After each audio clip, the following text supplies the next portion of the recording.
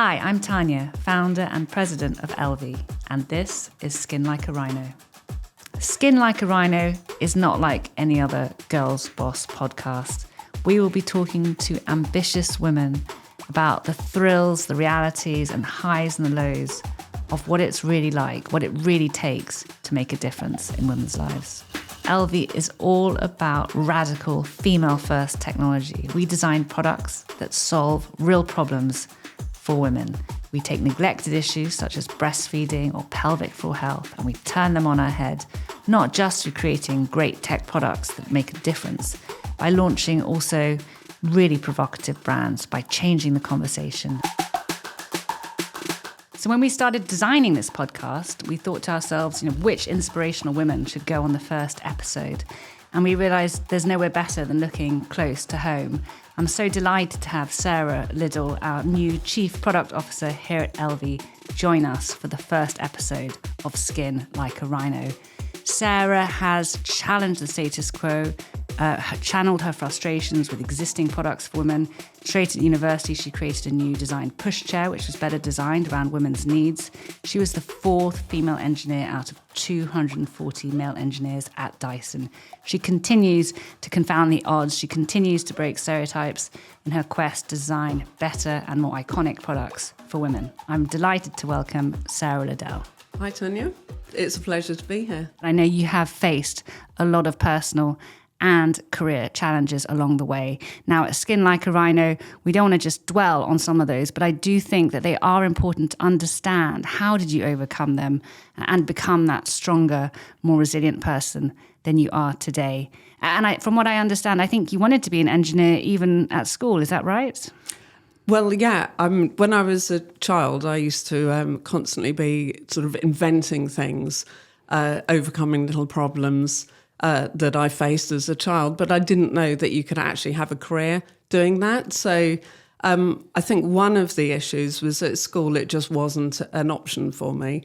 And then at school also, I was sort of channeled down the more typical female route. So when I wanted to join the motor mechanics club at school, I was told I wasn't able to. It wasn't for girls. Wait. So there was a motor mechanics club, which is quite cool, but what, for boys only? Yeah, it was after school club. I wanted to join, but wasn't allowed. But luckily I had a boyfriend at the time who was quite a good mechanic. So he taught me what I needed to know about fixing my own cars. So, yeah. I mean, that is outrageous. I don't know to what extent it still happens now. Did they literally tell you it was because you were a girl that you couldn't join that club? Yes. Was there any rationale behind that or just gender? No, just gender. And how did you, obviously you weren't defeated, right? They didn't stop you from wanting to do it. But how did that make you feel? Well, I think it kind of spurred something on that's been a theme right through my life. So sort of being a bit of a rebel, when anyone tries to hold me back, it makes me want to do it even more. And I think that's a theme that has then taken me through my career and even the very beginning of my career and how I got into product design and engineering. Actually, that's something I can relate to because even with Elvie Trainer, there's a sense of anger, right, that propels you forward, like anger that people are telling you no. Is that sort of what you mean by the rebel? Absolutely, yeah. I mean, getting the fire in your belly when you see something that feels like an injustice and overcome it, know that you're worth fighting for and that other people are also worth fighting for, overcome it and use that kind of negative energy to spur you forward into that positive mindset, believe in yourself and get it done.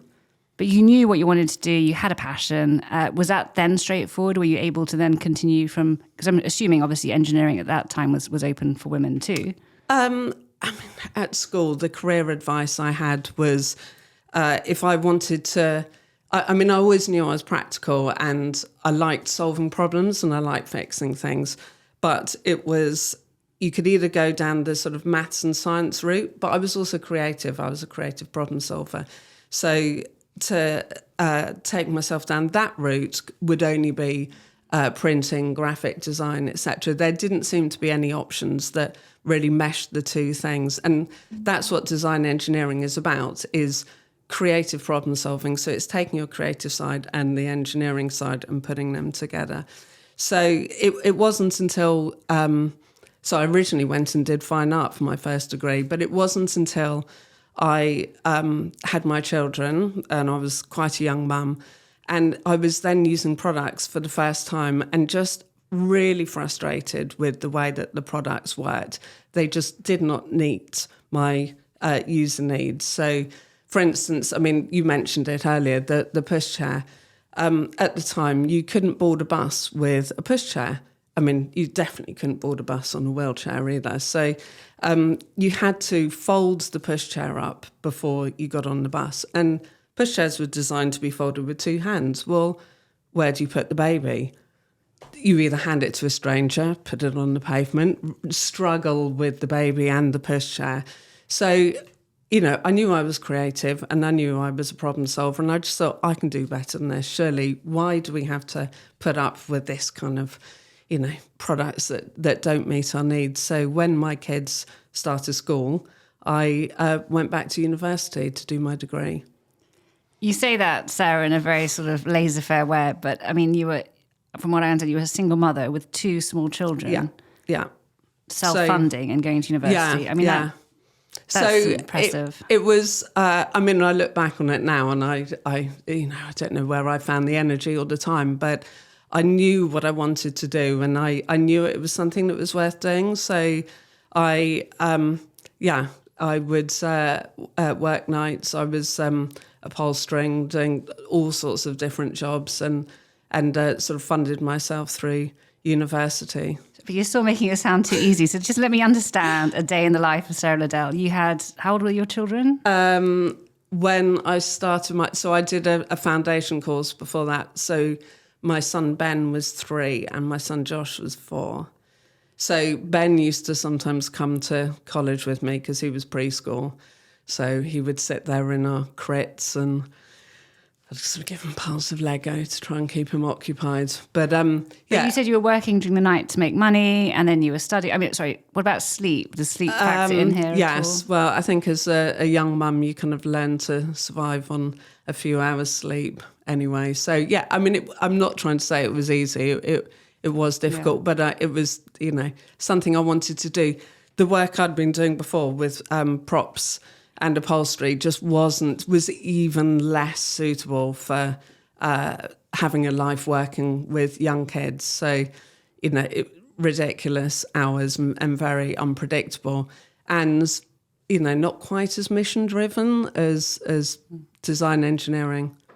As working women, we have so many balls in the air, and you actually have to let some of them drop. So how do you choose which ones to drop? Yeah, I mean, that is a real juggle. I remember when I was after my degree, and I was sort of had just started working, and I overheard my children talking upstairs, and Ben said to Josh, I thought when Mum finished college things were going to get better. I haven't got any clean pants to wear. And I overheard Josh saying, I just wear yesterday's pants, which was really heartbreaking. And so it is about trying to understand where you can kind of make the compromises. I think you have to set yourself clear boundaries. And I didn't do that in the early years because you're also trying to establish yourself in your career, and you don't want to, I mean, as I say, I was a single mum, so there was feedback sometimes from bosses at the time that, oh, you know, maybe you shouldn't be leading this project. You've got young children at home, you know, you'll be thinking about those rather than dedicating enough time to the project. And I really had to sort of try and compensate or overcompensate, I guess, to make sure that those gender stereotypes were unfounded. So I, you know, when the kids were at half term, I would, you know, eat every meal, breakfast, lunch and dinner at work to try and sort of knock all the work out. But there were times where I felt that I did compromise my children. There was a deadline I tried to meet. Well, in fact, I was the only person on the team who did meet the deadline. I got someone else to take Josh to a hospital procedure, and I met the deadline. No one else did, so a pointless deadline. But Josh has never forgotten how scared he was to go to hospital, you know, without me. And it's those kind of compromises that I now look back and just think I should have set myself clearer boundaries. The ones where you feel you got them wrong. Yeah. But we also beat ourselves up, right? Because we can't get them right all the time. I mean, I'm still quite shocked. So if your manager said to you, you can't do this project because you've got children at home. Yeah. And your reaction was to overcompensate, to work even harder. Yeah. I mean, do you think you could have challenged him on that assumption? I think, yes, now I would feel the confidence to challenge them. I mean, I just look back and I think, would they have been asking a dad the same question? I don't think so. And I do empathise. I'm sure lots of people in the audience will be too. Like how you constantly trying to make those choices on what to do and what to miss. And I think the way I've tried to reconcile it for myself is the most important thing is to not listen to what other people think you should be doing as a parent. You know, literally 2 weeks ago, I heard a parent at the school gate say, "Oh, but it really is very important that I walk my child to school." I mean, I don't walk my child to school, but I'm still a great parent, right? Like we have to be able to choose the bits that matter to us and stick to that. And I think that's a key part, right? And similarly to work, it's around those boundaries at work too. Yeah, absolutely. It's setting boundaries as a parent and then also those boundaries at work. But it is something that you have to work at, and it's not as easy for women to set those boundaries. So it's you sort of have to overcome the gender norms in both your personal life and your career. I mean, in an ideal world, we all want to be in a meritocratic society where our talents and work get judged on their own merits, but we are constantly facing stereotypes. And I think you mentioned to me once, it wasn't just around even stereotypes against you being a mother, but actually that you had to hide being a single mother. Will you talk me what was behind that? Well, so after I heard the boys talking about wearing yesterday's pants, I realised that I hadn't got my work-life balance quite right. So I devised a solution that was a sort of flexi time and proposed it to my boss. He said, I mean, he went along with it and agreed and said that they valued my work, but please, if I was leaving early, could I sneak out and sort of keep it quite subtle, because I'd chosen to be single. I'd chosen to be a single mum and work. And other people might say that they choose to play golf and would also like flexi time. You'd chosen to be a single mother. Yes. I like that one. And work, yeah. No, either be a single mum and stay at home, or don't be a mum and work. I mean, Sarah, you've had to overcome a lot of challenges in order to really to push ahead in this highly male-dominated world. What, in those darkest moments, those darkest hours, what helped you through? We talk about skin like a rhino. Like, how do we develop this sort of shield that allows us to protect us so that we can keep charging ahead without allowing all the challenges, all the negativity around us to penetrate? So I think the way I built resilience was just getting angry, getting fire in my belly, knowing what I wanted to do was worth doing, and knowing that I could do it as well. So I think it comes from some inner confidence, and I thank my parents for always believing in me and never kind of casting aspersions about any of my crackpot plans when I was younger. So it's knowing what you want to do is worth doing, and just using the fire in your belly to sort of propel you forward. And the more anyone tried to hold me back, the more it made me want to fire forward. It sounds like sometimes when people tell you no, Sarah, that just spurs you on. Is that a fair assessment? I mean, I'd say, Tanya, you've probably got to know me quite well in the short time we've known each other. So things have spurred me on in my career, but also in my personal life as well. So those that know me know I'm a big DIYer, and whilst undertaking quite an ambitious extension at home. So the building inspector came round and said, this is not a job for an amateur. You should have saved your money, love, and spent it on a shrink. But in any case, I eventually finished the house. It took a bit longer than I was hoping. But and when I finished, he came to sign it off, and he said that he would like to buy me a pint. And when I actually sold the house, he came round and put an offer on it as well. Wow. He couldn't afford it, so he didn't buy it. You love proving people wrong. Yeah, I do, actually. I mean, I'm quite contrary in that way. I think the more people say no to me and that say something can't be done, the more that fires me up and makes me want to do it. I need to if something's worth doing, believe in yourself and get it done. But even now, I mean, I know when you started as an engineer, you were sort of 4 out of 240, so 1 in 60 in terms of women to male ratio. But things are better, but not that much better. I think it's about 1 in 6 engineering students is now female. What do you think the problem is? Like, why are we still not getting more women into engineering? So I was, hoping that actually the stats had improved a bit since I did my degree, but I've been talking to some of the young female engineers I know, and unfortunately things haven't even really improved in the last 25 years. So as I said, I think having supportive friends and family around you, which will help you understand what your goals are and meet and achieve them. I think really knowing what you like, what you enjoy, and what fires you up, and then understanding how that can lead to a career is really important. So I think schools and education have got a really important place to play. Families, might not have all the latest career options to their fingertips, but schools can really empower people and tell them what the options were. So, I did a test when I was at school, and it was like a kind of career questionnaire, and it ended up telling me I should be an air traffic controller or a butcher. Was one a couple butcher. of I know, and I was vegetarian at the time as well. So they were a couple of the options, but it was graphics or textiles, etc. So I think. So do you think that test didn't even give the option of completely engineering irrelevant? Didn't give me the options. Yeah. But I think that people assume that engineering is all spanners and boilers, but it's not. It's solving problems using design thinking and logical mindset. So it's if people understood what their career options were, what the breadth of careers you can have with STEM subjects or with creative subjects, I think that would be,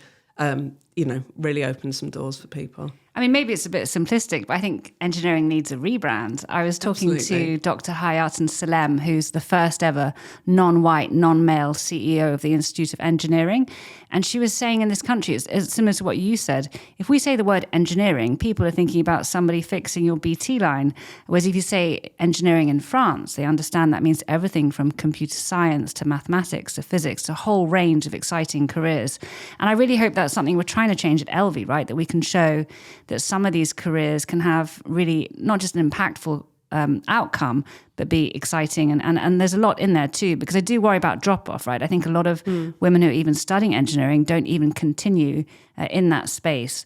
I mean, now that you're at Elvie, we are currently in a good position where I think we're about 50-50 in the product team that you lead. What are you doing in terms of bringing in different values or behaviors to keep encouraging those women to hopefully continue in their careers in engineering and products? Well, one of the things that got me into my career was about wanting to challenge taboos and break stereotypes and keep challenging the status quo. So that's something I'm definitely going to bring into Elvie, and I think we already do that. It's it is part of the Elvie DNA is breaking taboos. So as you say, we've got a great gender split across the team. I've talked to some of our young female engineers about their previous experiences and previous roles. And as I said, things haven't really changed from when I was first starting out. So I think we do it really well here at Elvie, and everyone's voices are heard equally, but we definitely can't be complacent. And it's something we have to keep actively working on. We have to keep the conversation going at work, in the product team at Elvie, make sure that that we are representing our workforce, but also our users, and then take that out into the wider world. Thanks, Sarah. And I suppose switching gears a little bit, you've been working now for a couple of decades in product design, and like any area, there's been trends and innovations and so on. And you've been involved in some really iconic product developments. But how much further can it go? Can products even change lives? I mean, yes. Definitely. And I think that some of the products that we've designed here at Elvie have really done that for our customers and the women who use our products. And we've had some customer testimonials that have talked about how the very existence of our products have enabled women to make choices about careers, choices about their child rearing that they wouldn't have had, and if we hadn't have created that category. So it's a much more expansive definition of products. As you're saying, it includes a lot more in terms of user experience. But what about design principles when it comes to designing a great product? Is it the same regardless of which dimension you're working in? I think so, yeah. So, I mean, classic design thinking is understanding your user needs. So go in and assume you know nothing. Assume, even though it is our own lived experience as women engineers and we're designing products for women, still assume you know nothing. Ask the user as many questions as you can and observe what the user is doing as well, because you can gain your own insights from that. And then the process is very similar. You ideate, you concept, you prototype, test and learn, etc. So, and with connected products, with the digital aspect, I mean, they don't even have to be connected products. It could just be digital products on their own. But you have that opportunity to keep checking in with your users, make sure you're meeting the user's needs, and is there more you can provide? So that's how products will and are evolving, and that's what I'm very excited about doing here is evolving our products to keep meeting those users' needs. But you make it sound quite easy, yet so many companies get products wrong. Why is that? I think they stop listening. Right. Stop listening and stop learning. I mean, this is something, you don't just release a product and then hope that it carries on to be great. There's a lot of competition out there. We have to stay ahead of the game, but we, as we develop our products and, what we thought years ago, it is still relevant, but there's now better ways of doing things. So we must make sure that we keep moving. So if you look at the big trends, as you were saying, it's very exciting what's happening in terms of how the internet has allowed us to reimagine products. But what about for you personally? You've been involved in some very iconic product designs. What's your passion? What would you love to be working on next? Which problem would you love to solve? Well, I think the thing that got me into product design and engineering was trying to solve problems for myself as a mother by designing a pushchair that worked for working mums. Of course, at this stage of my life, I think it would be great for us to be tackling menopause. And I think that's something that is starting to come into the public conversation a bit more. But I think that there's some areas there that we could really make some big gains. Absolutely. And it's a very exciting time, because I think what we've learned at Elvie is it's so important to be innovating and through a technology point of view, but you also need to be breaking taboos and bringing out some of these issues into conversation. And if you're lucky enough to be able to do both at the same time, change the conversation and bring to market a new innovation, that's when big change can really happen. Yeah. And that's what's so exciting, is that we're living and breathing that. So it's externally and internally as well. There's clearly been so many times when you've had to make those difficult choices, juggling parenthood and work, trying to get the priorities right. What advice do you give to people who are feeling mum guilt or dad guilt? So I think in the early days, the gender norms about being women being the primary caregiver were definitely a lot more the case in the UK. But I feel that maybe things are balancing up. I mean, things like shared parental leave policies are great. And I hear, talking to the team now, I think that mum guilt and dad guilt are definitely things that I hear from the team. So juggling children, family life, being a partner as well, and work are all things that people struggle with, and finding the right balance for yourself. And finally, for those women who are listening to the podcast and thinking about a career change or thinking about going into product or design engineering, what words of advice do you have for them? As I said earlier, I think really knowing yourself, knowing what your skills are, what fires you up and what you really love. And if you're doing what you really love, you will be good at it, because you will test and learn and you will get better and better. So design and engineering isn't all boiler suits and spanners. It is actually changing the world. So I'd say just go for it. Sarah Liddell, thank you very much. Thank you.